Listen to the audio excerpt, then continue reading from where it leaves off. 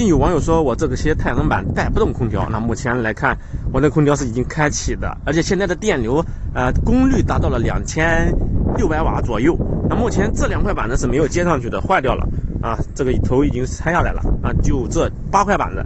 我们再看看这个实际的电流有多少啊？弯运表已经打开了，那目前这个双波的和这2块是连到一根线上的，大家可以看一下，不要觉得我这个线有点乱。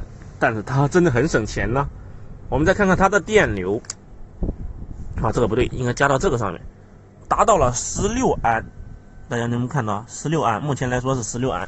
我们再看看这2块单波，这2块单波是串到一起的，然后我中间加了二极管，不知道它有没有降压。我看看它的，这个是13.3安，13安，它的标称也是13安，我记得，但是它还有这2块。这2块应该是大家非常关心的2块了吧？它已经碎成这样，而且有2个大洞。那我们再看看它的电流，这2块这根线，我们看它的电流达到多少啊？目前这个电流大家能不能看得到？5安，看看正极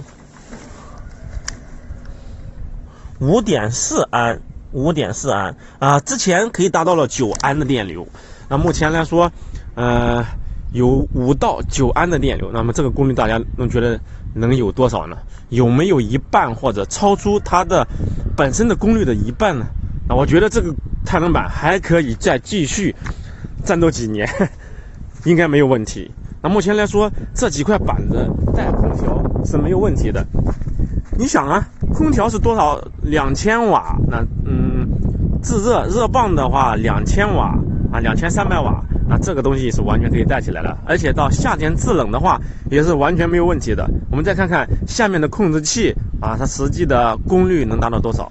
现在控制器的电流是46安，而且我已经又加了一个500瓦的小太阳，然后46安。那目前这台控制器的最大电流允许最大电流是60安，60安的话，现在53伏等于没有什么太大的压降。我把小太阳给关掉，关掉之后它的电压就恢复正常了，57.6伏。这样的话，也就是说明了它的用电功率和它的发电功率基本是持平的，没有什么问题的。那如果说夏天的话，它的功率会不会再增加呢？大家说一说，它夏天的话功率会不会再增加呢？